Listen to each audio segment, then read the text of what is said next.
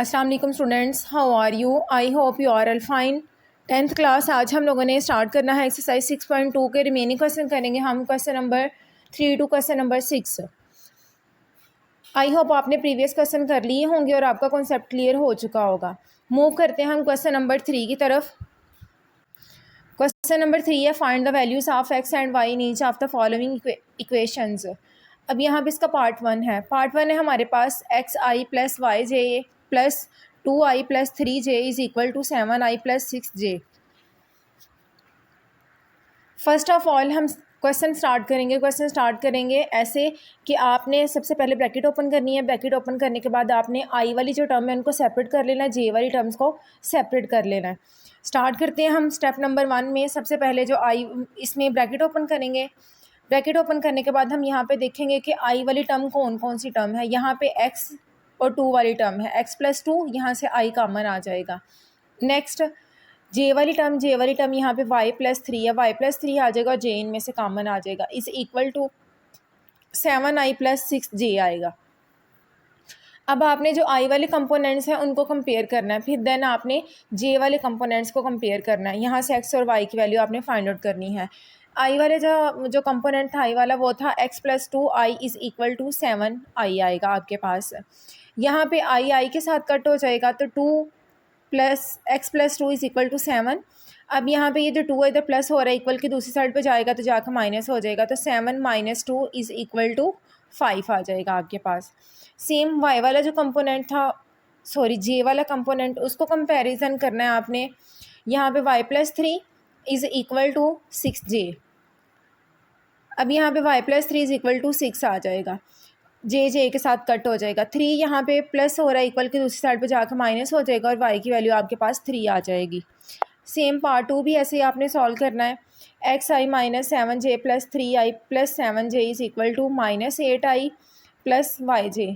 अब यहाँ पे जो बेसिक ब्रैकेट ओपन करनी है, ब्रैकेट ओपन करेंगे उसके बाद आई वाली जो टर्म है, आई वाली यहाँ पे टर्म आएगी x प्लस 3 और यहाँ पे 5j के साथ कट हो जाएगा, तो इसका मतलब है यहाँ पे j वाली जो वैल्यू वो 0 आ जाएगी आपके पास, 0j आ जाएगा।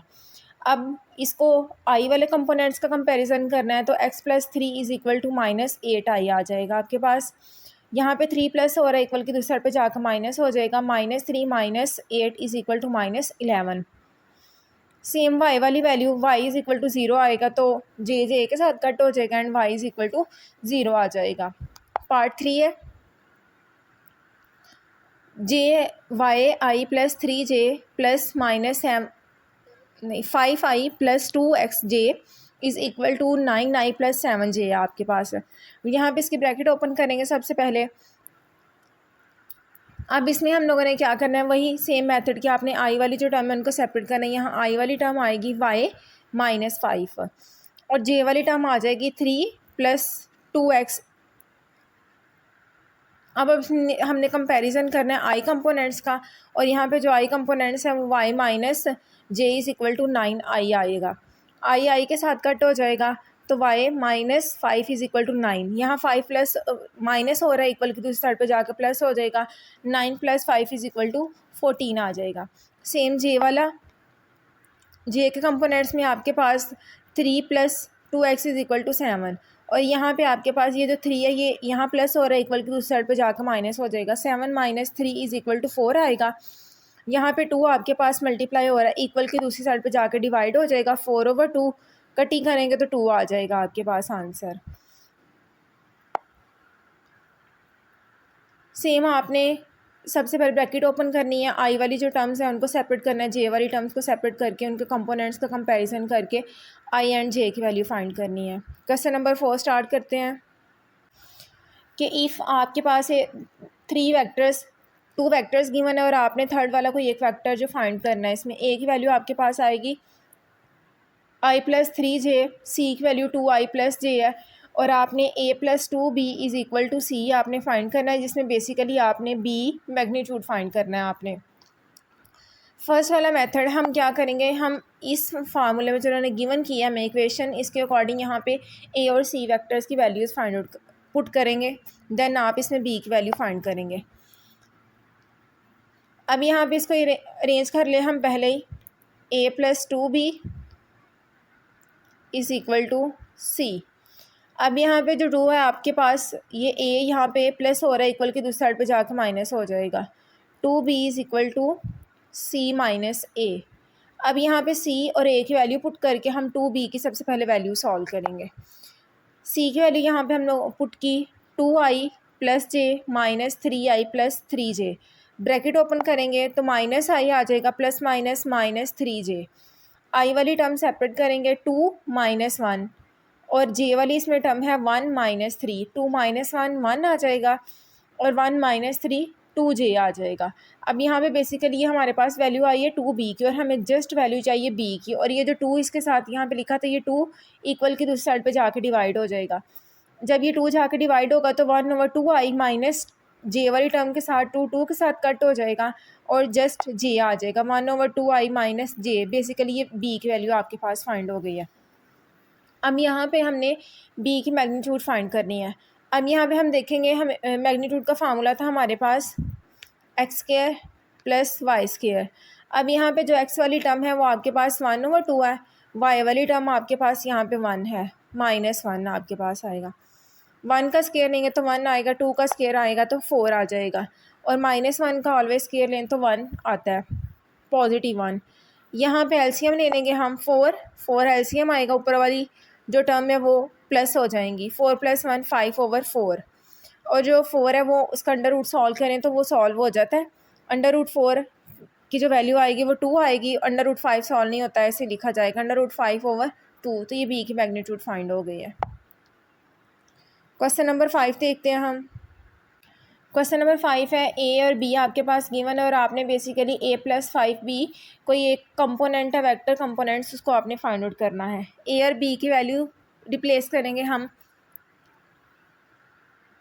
यहाँ सबसे पहले b की वैल्यू लिख के उसको 5 के साथ मल्टीप्लाई करवा के ये इसका पार्ट सॉल्व कर लेते हैं। 5 b की वैल्यू यहाँ पुट करेंगे 3i minus 5j। 5 3s are 15 minus 5 5s are 25। यहाँ पे 5 b की वैल्यू आ गई है। अब according to the vector component उसमें इसकी वैल्यूज इंसर्ट करेंगे। a की वैल्यू हमारे पास -2i प्लस 7j, प्लस अभी 5b जो मल्टीप्लाई किया उसका आंसर 15i माइनस 25j। आई वाली टर्म इसमें सेपरेट करेंगे और जे वाली टर्म सेपरेट करेंगे। यहाँ पे जो आई वाली वो टर्म है वो -2 एंड 15 है। -2 + 15 इज़ इक्वल टू 13, एंड -7 + -25, यहाँ +7 -25 इज़ इक्वल टू -18। जस्ट यही सॉल्व करना था कि उसके इस वेक्टर के अकॉर्डिंग उसके कंपोनेंट्स क्या आएंगे। According to this component 13 and -18। Question number 6 है हमारे पास, यहाँ पे 5i minus 3j is equal to mi minus 10j plus n 4i minus 3j, और देन आपने फाइंड करना है values of m and n। सबसे पहले हम सेम वही के ब्रैकेट ओपन करेंगे, x कंपोनेंट सेपरेट कर लेंगे, y कंपोनेंट्स सेपरेट करेंगे। यहाँ पे सबसे पहले ब्रैकेट ओपन करें, m को मल्टीप्लाई करवाएंगे तो mi माइनस m को 10 से मल्टीप्लाई करेंगे तो 10mj आ जाएगा आपके पास। n को 4 से मल्टीप्लाई करेंगे तो 4ni माइनस 4 को -3j से मल्टीप्लाई करेंगे तो 3nj आ जाएगा आपके पास। सेपरेट करेंगे i और j वाली टर्म्स को।